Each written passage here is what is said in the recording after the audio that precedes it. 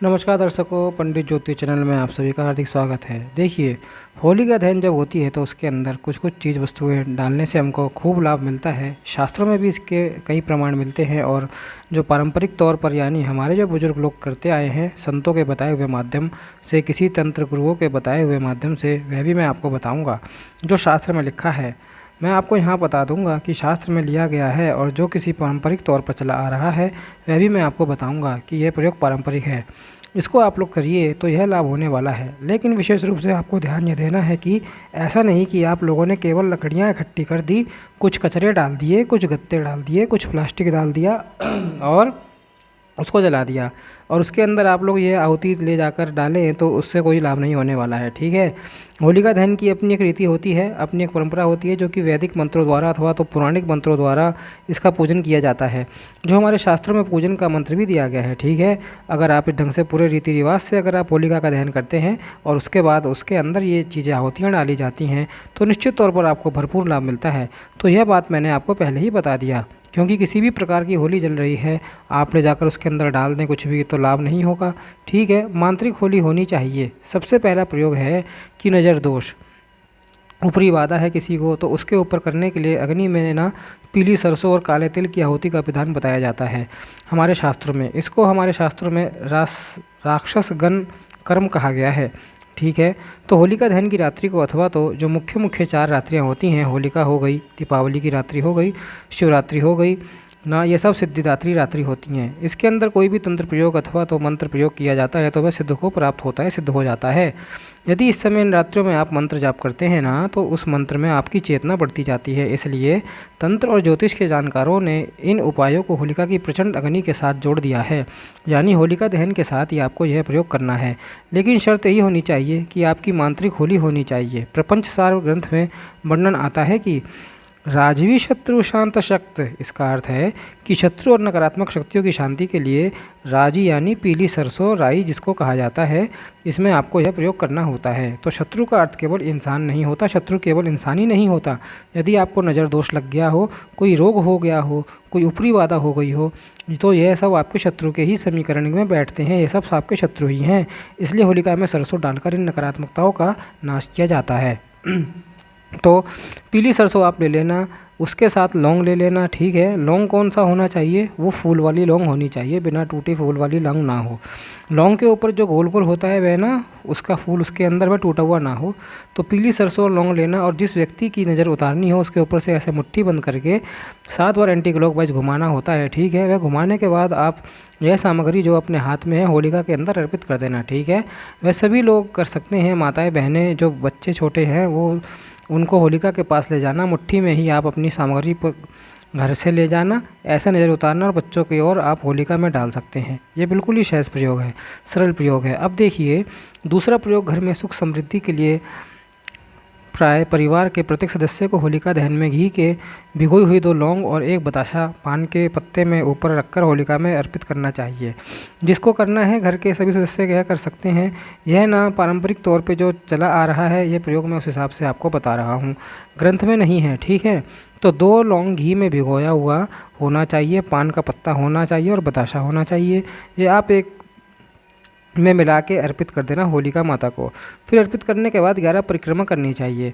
11 परिक्रमा जब हो जाए तो एक सूखा नारियल होलिका में अर्पित कर देना चाहिए। होलिका में जो अर्पित करते हैं हम लोग नारियल ना, वह नारियल जब तक पक जाए तो उसको प्रसाद रूप में खाया भी जा सकता है।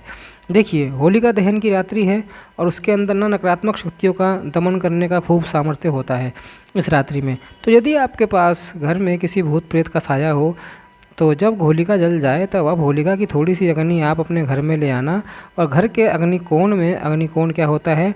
पूर्व और दक्षिण के बीच की जो दिशा को अग्निकोण कहते हैं। ठीक है। ईस्ट और साउथ के बीच का जो कोण है उसको अग्निकोण कहा जाता है। अग्निकोण में ही किचन होता है ना।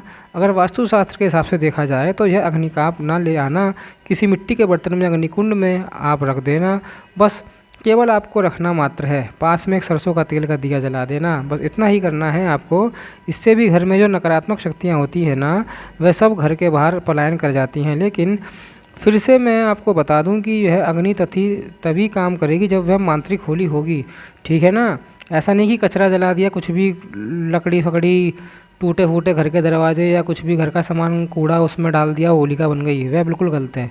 वहाँ से उठाकर आप आग बिल्कुल मत लाना, ठीक है। मांत्रिक होली में से ही आप घर में आग लाना, इससे कोई भी लाभ नहीं होने वाला।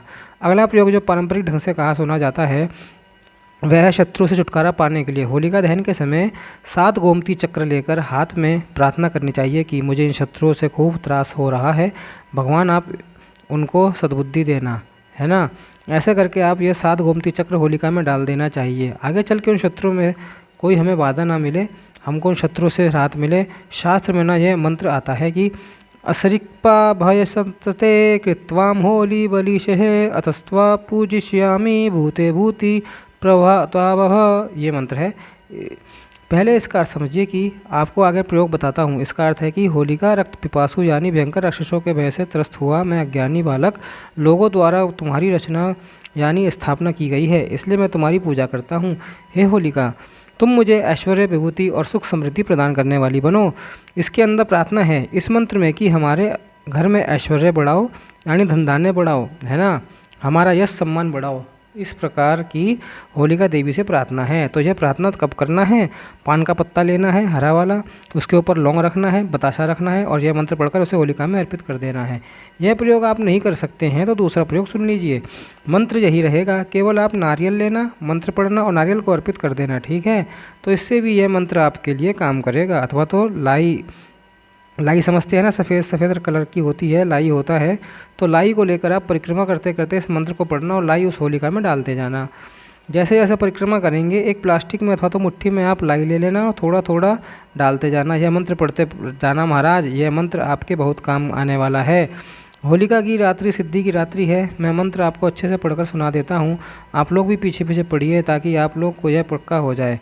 अस्या भय संस्तते कृतात्वम हो बालिश, कृतात्वम हो बालिश, अत्वपूज्यामि भूते भूति प्रदाभव, भूते भूति प्रदाभव।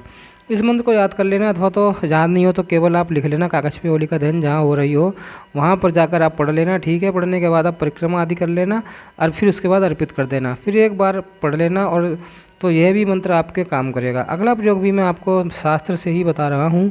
यह पहले मंत्र सुनिए कि वंदिदासी सुरेंद्रेण ब्राह्मण शंकरेण च अत्वम महिमाम देवी भूति भूति प्रदाभव। इस मंत्र का अर्थ है कि हे देवी, आप देवराज इंद्र, ब्रह्मा जी और भगवान शिव द्वारा वंदित हैं, अतः आप मेरी रक्षा करें और मुझे सुख समृद्धि और ऐश्वर्य प्रदान करें। पहले आपने राख निकाल लेना होलिका में से, ठीक है, और राख निकाल कर राख आप अपने सामने रख लेना। फिर ये मंत्र आप पढ़ना और उस राख से आप तिलक लगाना। आपके घर में बच्चे हों तो बच्चों को भी आप इस राख से तिलक कर सकते हैं। यह राख आप सदा के लिए अपने घर में रख सकते हैं। जब भी बच्चों को नज़र लगे या भय हो तो इसी राख से आप बच्चों को तिलक कर सकते हैं। राख निकालने के बाद ना यह मंत्र जो मैंने आपको बताया, इसी मंत्र से उस राख को विमंत्रित किया जाता है। यह शास्त्र में हमारे मिलता है।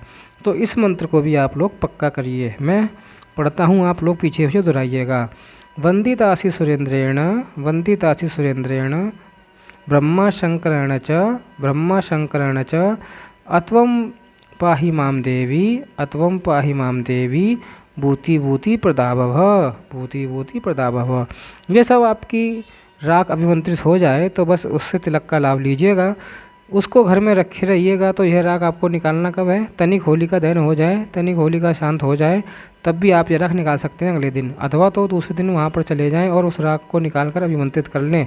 यहीं पर बैठकर फिर आप उस राख को अपने घर में ले आएँ। देखिए छोटी छोटी चीज़ें थी, अलग अलग जगहों से मिली तो मैंने उनको केंद्रित किया और आपके सामने प्रस्तुत किया। बाकी कुछ मांत्रिक प्रयोग भी हैं जो होलिका की रात्रि को किया जा सकता है। जो लोग दूसरे चैनल पे जुड़े हुए हैं उस पर मैं डालूँगा, उस पर आप देख सकते हैं। जब तक के लिए ओम नमो नारायणाय, ओम नमो भगवते वासुदेवाय।